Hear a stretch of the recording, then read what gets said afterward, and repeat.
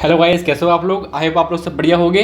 तो अब स्टार्ट करेंगे हम लोग क्या, न्यूक्लियोटाइड की केमिस्ट्री एंड मेटाबॉलिज्म। ठीक है, मतलब कुछ 6 से 7 लेक्चर होंगे, आई थिंक 6 ही होंगे। ठीक है, जिसमें हम बात करेंगे पहले प्यूरिन के बारे में, फिर पेरिडिन के बारे में। एक क्लिनिकल आएगा इसके अंदर, बहुत इंपॉर्टेंट है, वो है आपका गाउट। गाउट से क्वेश्चन इंपॉर्टेंट आता है यहाँ से, बट हाँ 6 लेक्चर के आसपास आएंगे, आराम से हम खत्म करेंगे। तो आज के लेक्चर हम क्या डिस्कस करेंगे कि प्यूरिन न्यूक्लियोटाइड क्या होते हैं और वो कैसे बनते हैं बॉडी के अंदर। कॉमनली एक होता है डी नोवो सिंथेसिस, वो पढ़ेंगे। सैल्वेज वाला नेक्स्ट लेक्चर पे होगा। ठीक है, तो जो हमारा जो आने वाले 1 2 3 लेक्चर होंगे वो प्यूरिन के अराउंड घूमेंगे। चलो ये तो बात की बातें हैं, बट स्टार्ट करते हैं क्या, न्यूक्लियोटाइड केमिस्ट्री। अब न्यूक्लियोटाइड हमारे 2 टाइप के होते हैं, एक प्यूरिन एक पेरिमिडिन। अब ये 2 टाइप के होते हैं, उससे पहले हमें समझना पड़ेगा कि न्यूक्लियोटाइड्स क्या होते हैं। देखो हमें पता है शुगर में नाइट्रोजनस बेस लगी है तो क्या बोलते हैं उसको, न्यूक्लियोसाइड बोलते हैं। और उसमें आके फॉस्फेट भी लग गया, पी ऐसा नहीं PO4 ऐसे लगा होता है, बट अभी के लिए फॉस्फेट लग गया तो उसे न्यूक्लियोटाइड बोलते हैं। ठीक है, अब ये नाइट्रोजनस जो बेस लगा है, आई थिंक अगर आप देख पा रहे हो, ये जो बेस लगा है ये हो सकते हैं आपके 4 टाइप के, आपके एडेनिन ग्वानिन और आपके साइटोसिन थाइमिन। अगर एडेनिन गाइनिन होंगे, ग्वानिन होंगे, तो आप उसे बोलोगे, ऐसे बेसिस को बोलेंगे हम प्यूरिन्स, है ना। प्यूरिन्स डबल रिंग होती है, ठीक है, प्यूरिन्स। और नाइट्रोजनस बेस पेरिमिडिन किसे बोलोगे, साइटोसिन एंड थाइमिन को। तो आज हम डिस्कस करेंगे कौन से वाले न्यूक्लियोटाइड, ऐसे न्यूक्लियोटाइड जिसमें नाइट्रोजनस बेस क्या होगा, या तो एडेनिन होगा, या तो क्या होगा, या तो ग्वानिन होगा। ठीक है, अब शुगर में आपकी राइबोस शुगर हो सकती है और डीऑक्सी राइबोस शुगर हो सकती है, आप पढ़ चुके हैं नीट प्रिपरेशन में, है ना। इसमें एक OH एक्स्ट्रा होता है, OH, है ना, राइबोस वाला क्या बोल सकते हैं, रिएक्टिव ज़्यादा होता है, स्टेबल कम होता है, ये हम पढ़ चुके हैं नीट प्रिपरेशन के आसपास, है ना। और फॉस्फेट तो है ही। ठीक है, तो आप देखो एक बार दोबारा देखो, मैं कुछ पूछता हूँ आपसे। अगर मैं पूछूँ आपसे एडेनिन क्या है, एडेनिन क्या है, आप बोलोगे एडेनिन एक नाइट्रोजिनस बेस है। कौन सा वाला, प्यूरिन वाला। कौन सा वाला, प्यूरिन वाला। अभी देखेंगे प्यूरिन वाला। ठीक है, एडेनोसाइन क्या है, ये आपका न्यूक्लियोसाइड है, सॉरी, है ना, ये आपका न्यूक्लियोसाइड है, साइड, है ना। उसमें एक फॉस्फेट लगा दिया, एक मोनोफॉस्फेट लगा दिया, तो ये क्या है आपका न्यूक्लियोटाइड हो गया। समझ में आ रहा है डिफरेंस, कि आपका इसमें फॉस्फेट नहीं है, इसमें एक फॉस्फेट। आपने नाम सुना होगा AMP, है ना, ATP, ADP, सब यही होता है। ठीक है, 2 फॉस्फेट 3 फॉस्फेट। ठीक है, तो अब डिस्कस करते हैं प्यूरिन्स के बारे में, पेरिडिन के बारे में 4th लेक्चर से बात करेंगे। अभी हमारा जो पूरा कंसर्न रहेगा वो प्यूरिन्स। तो प्यूरिन आपके क्या होंगे, क्या नाम है आपके, क्या बोल सकते हैं, 2 साइकिल होंगी। दिख रहा है आपको, 9 कार्बन की, 9 कार्बन की नहीं, 9 एटम के बोल सकते हैं। कई बार कार्बन भी यहाँ पे, कहीं नाइट्रोजन भी है, तो 1 हेट्रोजीनस है, मतलब ऐसा नहीं कि होमोजीनस है। ठीक है, अब मैं क्या बोल रहा हूँ, 1 2 3 4 5 लेबलिंग देख पा रहे हो, हाँ लेबलिंग हम देख पा रहे हैं। ठीक है, अगर इस 6 कार्बन पे क्या लग गया, अगर मैं कलर चेंज करूँ, 6 कार्बन पे एक NH2 लग गया, है ना, तो क्या बोलोगे उसको, एडेनिन बोलोगे। क्या बोलोगे उसको, क्या बोलोगे, एडेनिन बोलोगे।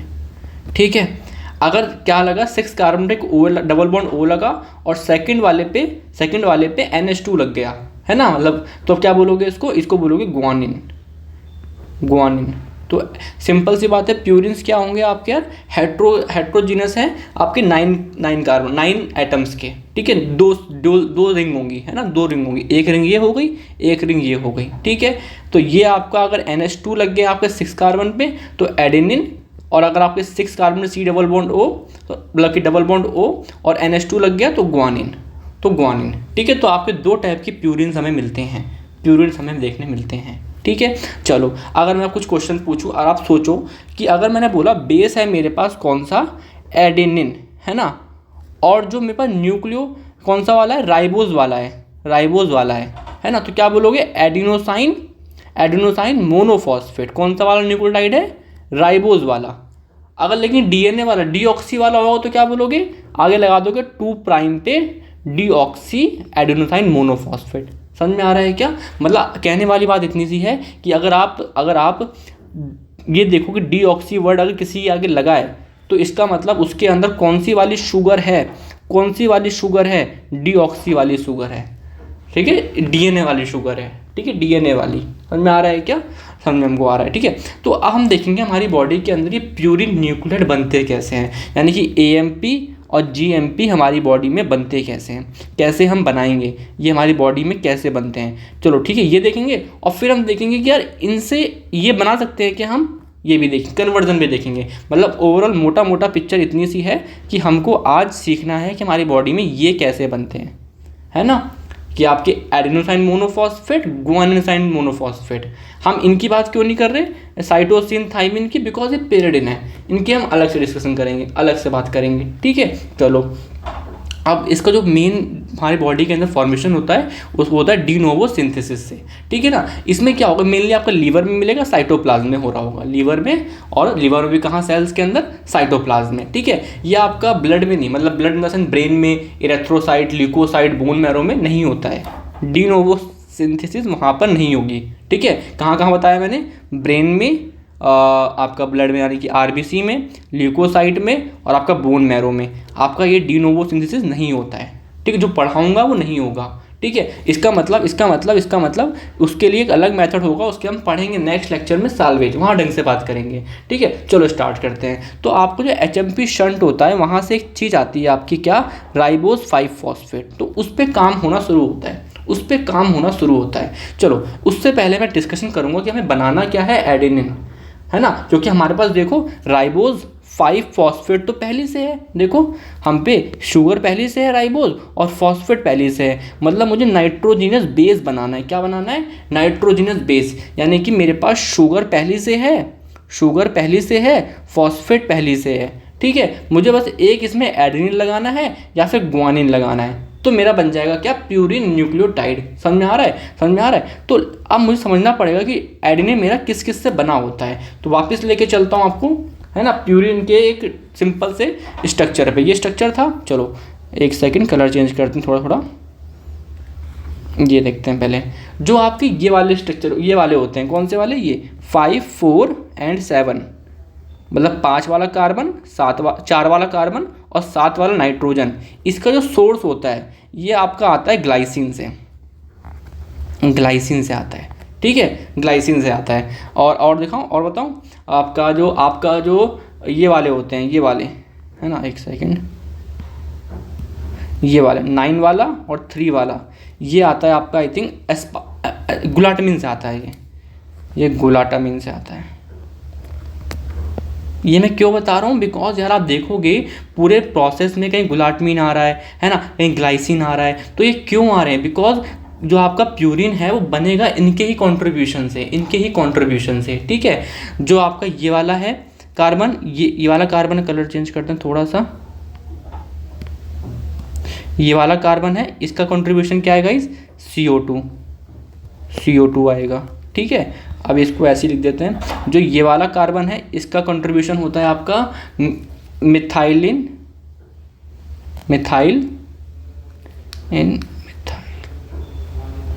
टेट्राहाइड्रोफोलेट, है ना। कहाँ कैसे लगा होता है, ये N5 पे लगा होता है और N10 पे लगा होता है।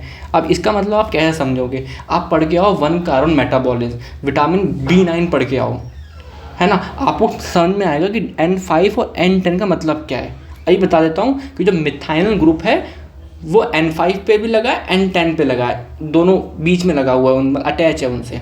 इसका मतलब बस इतना सा है, ठीक है। और टेट्राहाइड्रोफोलेट तो पता ही है हमको, है ना। चलो अब मैं बात करता हूँ किसकी, जो ये वाला कार्बन है, ये वाला नाइट्रोजन है, ये आता है आपका एस्पार्टेट से।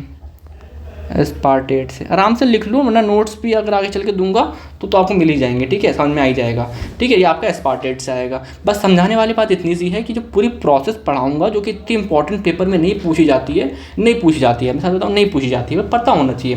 क्या याद रखना है बता दूंगा मैं आराम से, ठीक है, सारा याद नहीं रखना होता है। और जो ये वाला कार्बन है ये आता है आपका फॉर्माइल से, आई थिंक, हाँ, N10 फॉर्माइल THFA, टेट्राहाइड्रोफोलेट, ठीक है, ओलिक एसिड, ठीक है। तो आपका यहाँ से आ रहा है। तो आपको मैंने सारे सोर्स बता दिए कि आपका प्यूरिन बनेगा कैसे, क्योंकि मुझे बनाना क्यों है। देखो राइबोज क्या है, शुगर है, ये पहले से है, ठीक है। फॉस्फेट पहले से है, क्या नहीं है मेरे पास एक नाइट्रोजिनस बेस नहीं है। अब नाइट्रोजिनस बेस क्या होती है प्यूरिन के अंदर, एडेनिन बनाओ या गुआनिन बनाओ। एडेनिन गुआनिन बनाने के लिए मुझे ये सब का कॉन्ट्रीब्यूशन चाहिए, ठीक है, ग्लाइसिन का, CO2 का, एस्पार्टेट का, गुलाटामिन का, फॉर्माइल का, मिथाइलिन का, ठीक है ना। चलो आगे बढ़ते हैं। अब चलो बनाना स्टार्ट करें, चलो स्टार्ट करते हैं। तो एचएमपी पाथवे से क्या आया आपके पास, एचएमपी पाथवे से राइबोज 5 फॉस्फेट आया, ठीक है। उस पर क्या हुआ, एटीपी आया, एटीपी अपने 2 फॉस्फेट दिए और कहीं ना कहीं इसमें 2 ऐसे एक बॉन्ड बना दिया, एक बॉन्ड मतलब कि 2 फॉस्फेट दिए। एटीपी मतलब 3 फॉस्फेट और एएमपी मतलब 1 फॉस्फेट। तो 2 फॉस्फेट कहाँ गए, यहाँ पे लग गए। अगर आप स्ट्रक्चर खोलोगे तो कुछ ऐसा बना मिलेगा आपको, ठीक है। इसको बोलते हैं, क्या बोलते हैं, पायरोफॉस्फेट। पीओपी बॉन्ड को बोलते हैं पायरोफॉस्फेट। तो राइबोस 5 फॉस्फेट से क्या बना गाइस, 5 प्राइम फॉस्फोराइबोसिल। एक फॉस्फो पहले से था राइबोस पे, तो फॉस्फोराइबोसिल। और पायरोफॉस्फेट क्यों, बिकॉज एटीपी ने 2 फॉस्फेट दिए और वो पीओपी के फॉर्म में लग गए, ठीक है। रफ कर दो तो हल्का सा डार्क हो गया, हल्का सा ये, ठीक है, ठीक है। तो ये बन गया आपका। अब क्या होगा, गुलाटमिन आएगा, गुलाटमिन आएगा। अब देखो यहाँ पे कंट्रीब्यूशन देखो कहाँ है, कहाँ है, कहाँ है, सोचो ये वाले कार्बन का, यहाँ पे और यहाँ पे, ठीक है। तो एक बार आएगा अभी गुलाटमिन, ठीक है। तो गुलाटमिन आया और उसने क्या करा, उसने अपना कंट्रीब्यूशन किया, क्या, अमीन ग्रुप दे दिया अपना, है ना, अपना अमीन ग्रुप दे दिया। और यहाँ से जो फॉस्फेट थे 2 उसको निकाल गया। तो क्या बन गया गाइस, अब याद करना है क्या, बताऊंगा आखिर में, भी सुन लो, थोड़ा बहुत बता दूंगा, ठीक है। तो क्या होगा, फॉस्फोराइबोसाइल अमीन बन गया। आप बोलोगे ये कहाँ गया, पायरोफॉस्फेट कहाँ गया, 2 फॉस्फेट कहाँ गए, निकल गए भैया, निकल गए, निकल गए, ठीक है। अब आपको 2 एंजाइम याद रखने हैं। पहले वाला एंजाइम क्या है, इसको बोलता हूँ मैं PRPP, लग रहा है ना, देखो, फॉस्फोराइबोसिल पायरो, ठीक है। अभी तक माइक लगाना भूल गया था, शायद आवाज़ आई थिंक ख़राब होगी थोड़ी बहुत, ठीक है। चलो चला लेना थोड़ा सा, ठीक है। क्या लिखा, फॉस्फोराइबोसिल पायरोफॉस्फेट, ज़्यादा ख़राब होगी तो फिर से बना दूंगा, ठीक है। फॉस्फोराइबोसिल पायरोफॉस्फेट, तो इसका एंजाइम का नाम क्या हो, फॉस्फोराइबोसिल सिंथेटेज, ठीक है। ये एंजाइम याद कर लोगे क्या, एक एंजाइम ये याद कर लेना। दूसरा क्या बना आपका, गुलाटमिन PRP अमीडो ट्रांसफेरेज, क्योंकि गुलाटमिन से PRP में अमीन का ट्रांसफ़र करा गया है। तो सेकेंड एंजाइम का नाम ये याद कर लेना। क्यों बोल रहा हूँ, बिकॉज रेगुलेशन में काम करेगा, ठीक है। अब देखो कुछ भी नहीं है, आपको याद करना तो कर लो, मतलब पूछेंगे कोई नहीं। अब ग्लाइसिन आया, है ना, ग्लाइसिन आया, ग्लाइसिन ने अपना कंट्रीब्यूशन किया, तो क्या बनाया, ग्लाइसिन अमीड राइबोसाइल 5 फॉस्फेट। आप बोलोगे ग्लाइसिन क्यों आया, कोई और क्यों नहीं आया, बिकॉज ग्लाइसिन का कंट्रीब्यूशन है। देख लो ना कि ये देखो, ये वाला कंट्रीब्यूशन देख पा रहे हो, ये वाला कंट्रीब्यूशन, ये ग्लाइसिन का कंट्रीब्यूशन है, तो ग्लाइसिन को आना तो पड़ेगा ही, ठीक है। उसने ये बनाया। अब देखो, है ना, यहाँ तक बता दिया मैंने। अब आगे देखो, अब आपका क्या आया, मिथाइनल ग्रुप आया, उसने अपना कंट्रीब्यूशन कर दिया और कुछ ये बना दिया, फॉर्माइल ग्लाइसिन अमाइड राइबोसिल 5 फॉस्फेट, ठीक है। अब क्या हुआ आपका, अब वापस से गुलाटमिन आया। आप बोलोगे गुलाटमिन 2 बार क्यों आया, देख रहे हो आप, गुलाटमिन आपका ये भी कंट्रीब्यूशन करे 9 वाले को, 3 वाले को भी, तो 2 बार आया वो, ठीक है। तो वापस गुलाटमिन आया, वापस से आपने उसने अमीड ग्रुप, मतलब अमाइड था यहाँ पे, अमाइडिन हो गया यहाँ पे, ठीक है। ये डिफरेंस आया। अब यहाँ पे क्या हुआ आपका, यहाँ पे आपका रिंग क्लोजर होता है, ये वाला स्टेप जो है, अभी तक जो रिंग है ना वो ओपन होती है। अगर आप स्ट्रक्चर देखो, पूरी रिंग क्लोज है ना ये प्यूरिन, बट जो ये वाला स्टेप है ये रिंग क्लोजर स्टेप हो गया, तो रिंग बंद हो गई। याद करना है नहीं, आज बता दूंगा थोड़ा सा, ठीक है। फिर ऐसे करते करते एस्पार्टेट आया, वो लग गया, ठीक है। फिर एस्पार्टेट निकल गया फ्यूमरेट से, ठीक है, वो एस्पार्टेट इतना, ठीक है। एस्पार्टेट क्या कंट्रीब्यूट करता है, एस्पार्टेट क्या कंट्रीब्यूट, 1 नाइट्रोजन कंट्रीब्यूट कर दिया उसने, एस्पार्टेट ने 1 नाइट्रोजन कंट्रीब्यूट कर दिया, ठीक है। ऐसे करते करते करते करते क्या बना लिया आपने, IMP बना लिया। ये इंपॉर्टेंट है, मतलब अगर मैं आपसे बोलूँ आप पूरी इक्वेशन लिखोगे कैसे, चलो बताता हूँ। स्टार्टिंग में क्या था आपके पास, राइबोज 5 फॉस्फेट ये था, इसने ATP से लिया और AMP बना दिया। 2 फॉस्फेट कहाँ गए, आप बोलोगे फॉस्फो राइबोसिल पायरोफॉस्फेट, ये बन गया, है ना, ये बन गया। इसके बाद क्या हुआ, आपका कौन आया, आपका गुलाटमिन आया, है ना, गुलाटामिन आया, ठीक है, जो कन्वर्ट हुआ ग्लूटामेट में और अपना अमीन ग्रुप, अमाइड ग्रुप इसमें दे दिया। मतलब क्या बन गया आपका,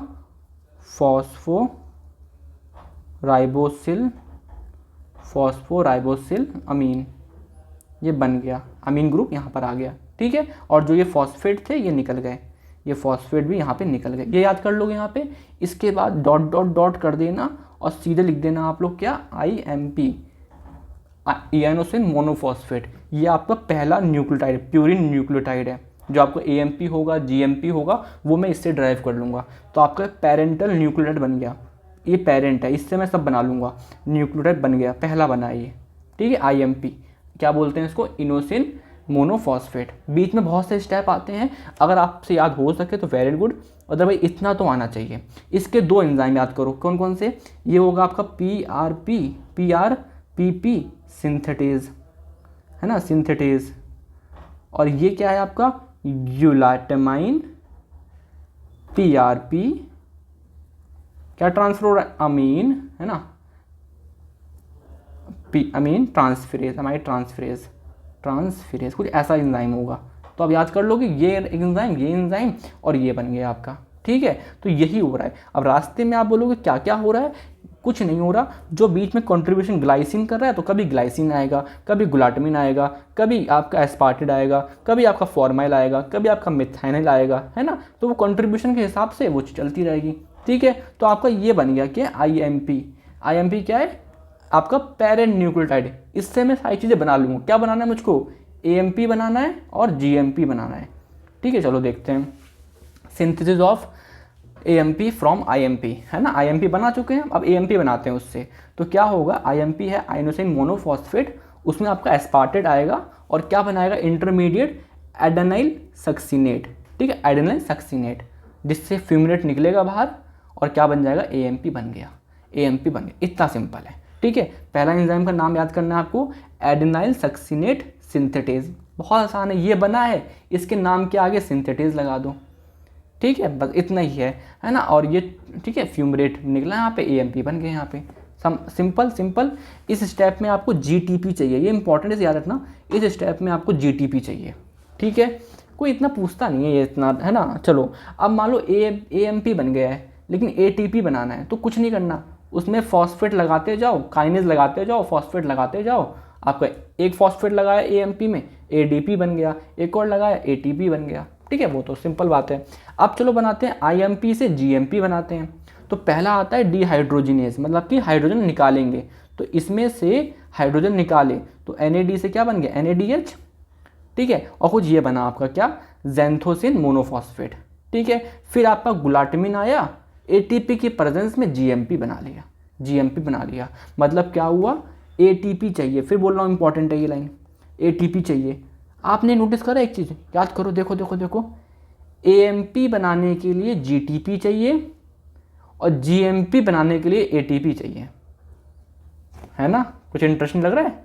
मतलब इसको बनाने के लिए आपको ये इसका कुछ साथी चाहिए और इसको बनाने के लिए आपको इसका भी साथी चाहिए, ठीक है। मतलब कहने वाली बात इतनी सी है कि AMP से क्या बनता है, ADP, और ADP से क्या बनता है आपका ATP।